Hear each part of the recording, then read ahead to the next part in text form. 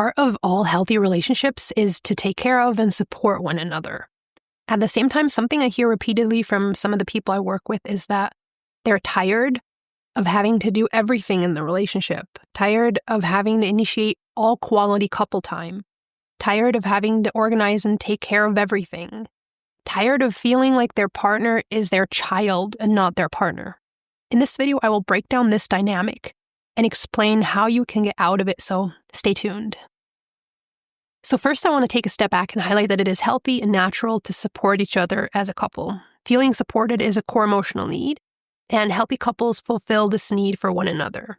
So if in your relationship this dynamic has gotten out of balance, the goal isn't to have two hyper-independent individuals living in a completely self-sufficient way, side by side, without any interaction or crossover. The goal is to have a healthy balance of each person supporting and taking care of the other, and also taking responsibility for the ways in which they need to take care of, support, and be there for themselves. When this has gotten out of balance, one person excessively takes on the role of the caretaker, and the other excessively takes on the role of being cared for. And over time, this usually becomes exhausting. Romantic relationships thrive best when both individuals see each other as equals. And when a parent-child dynamic creeps in, the romantic attraction fades, resentment builds, and the relationship suffers. And with the building resentment, the caretaker often starts thinking things like, I'm tired of having to take care of everything. I'm tired of my life having to be this hard. I'm tired of not being able to count on anybody. I want someone to take care of me for a change. If this is you, don't despair. There's a lot you can do to change the parent-child dynamic in your relationship and to start receiving care as well. You might now think, well, I'm curious to hear what she has to say about that because I've tried everything and my partner just won't change. They don't care about me enough to actually change. And how can you change that? If they don't care about you, if they don't love you, they just don't, and there's nothing you can do about it. This is the first place I'd like to invite you to shift your thoughts and try out a new perspective. In 95% of the cases of couples stuck in a parent-child dynamic, the problem isn't that the partner in the child role doesn't love their partner enough, but the dynamic is a result of how both individuals show up in the relationship. And when you change the way you show up, that changes the playing field and invites and makes it easier for your partner to show up differently as well. To help you do that, let's take a look behind the scenes here. On the surface level, you've got the parent-child dynamic. That's the problem you're dealing with. And beneath the surface, there's a host of deeper issues being played out. These deeper issues are what push you into the parent-child dynamic. While I talk you through this, see how this could apply to you, how it's true for you and your partner, even though there are probably some things that are unique to your situation. The partner in the child role is often somebody who had parents who fostered dependency or didn't give them the parenting that they would have needed. Now, as an adult, they show up in your relationship as somebody who's still in the same headspace that their childhood created, of a person looking to get the parenting they never got or think they depend on. They are often also afraid of setting boundaries and saying no. You might have noticed this with other people, and most likely it's also true with you, that they're afraid of saying no and setting boundaries with you, of communicating with you in a direct and authentic way.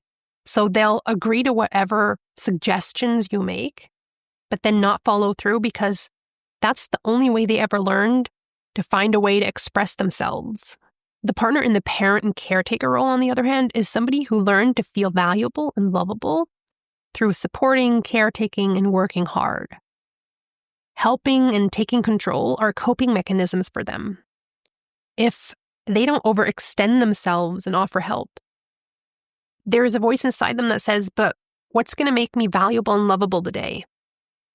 This voice is what pushes them to contribute their part to the parent-child dynamic. This voice says, you have to earn love. You have to work hard. Things have to be a struggle. You have to sacrifice your needs. If you allow somebody to take care of you, that puts you in the less valuable position, and that makes me really uncomfortable. You have to help and fix somebody to be valuable. If you're the parent and caretaker in your relationship, stepping out of this dynamic starts with this voice. It starts with identifying it and then disidentifying from it so that it stops dominating your actions and decisions. It helps to give it a name. Maybe you want to call it the I have to earn love story. And whenever it comes up in your thoughts or as a feeling and you notice this urge to be pushed back into the parent-child dynamic, you can then tell yourself, here it goes again. The I have to earn love story. I've heard that before, but I choose not to believe it anymore. You can then redirect your focus of attention onto acting in alignment with what you actually value for your relationship, like equality and a healthy balance of caring and being cared for. You can also remind yourself of truths that go along with that, like love is just there between us. I don't have to earn it. Or I'm lovable. My partner loves me. Even though they show it differently than I would. That's just what it's like in a relationship between two individuals. Love is expressed differently and is still deep. It doesn't have to be exactly the same to be deep. It never is. Next, I want to give you some ideas how you can show up differently in your relationship by your actions and behavior to change and step out of the parent-child dynamic. First, let go of excessive control and influence in your relationship. Practice feeling safe when you're not in excessive and total control. Practice feeling safe with leaving your partner's agency and control with them. Practice acting from trust in them rather than from anxiety about them and then trying to control them to manage and cope with this anxiety. The way this looks specifically is different from couple to couple. Think of ways in which you organize your partner's life that are too much and stop doing that. This could be telling them exactly how to do things and when, and not giving them space to do it their way. It could be telling them which TV shows, movies, and YouTube channels they can watch and which ones they can't watch. It could be telling them how much time they're allowed to spend on a hobby. It could be giving them an allowance from your shared bank account. It could be making all vacation plans on your own and then only informing them about it. Of course, it's good to discuss these things, and it's great to collaborate when it comes to organizing chores, money, and time. At the same time, you might be interfering with your partner's agency and autonomy by taking on too much influence and control in these areas. Open yourself up to your partner's honest thoughts about these things and give them space to decide and influence things. That means some things will not be the way you'd prefer them to be. Make it easier for your partner to be authentic and honest with you and to share what they really think so that you can communicate effectively. Stop testing your partner's love by making super specific requests and then observing follow-through. That's not love, that's obedience. And if your partner doesn't follow through, they might not be obedient, but that doesn't say anything about their love for you. Stop looking for obedience as a sign of love. Maybe you were taught to equate these two as a child, but they're not the same thing. You don't want an obedient partner. An obedient partner takes on the role of a child. An equal has a mind of their own about things and decides for themselves. Open yourself up to receiving your partner's love and care the way they express it. Practice feeling close to them, even if they didn't do something the way you would have done it. Make space for your partner's individuality and agency, first in your heart and mind, and then also in your life. Remind yourself, my partner doesn't love me any less if we disagree on the best way to do something. My relationship won't suffer if I give them the space to do things their way.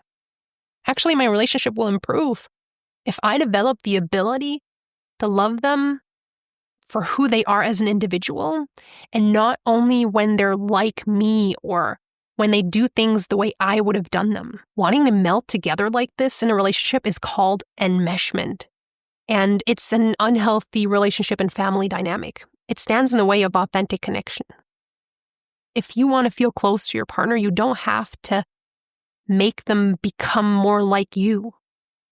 You can actually feel closest to them when you learn to love them with that healthy space of individuality between the two of you. Your partner needs space to figure out how to take ownership over what's theirs to govern. They need to figure out what's important to them in the area that they've been neglecting and how they want to approach it. They also need to feel like when they experiment with taking up more ownership, you see and appreciate that. They need to feel like their experiments and endeavors are successful, or at least on their way to success. Otherwise, why keep trying if they can't ever get it right anyway? Allow your partner to take care of you in the way they know how to and want to express care.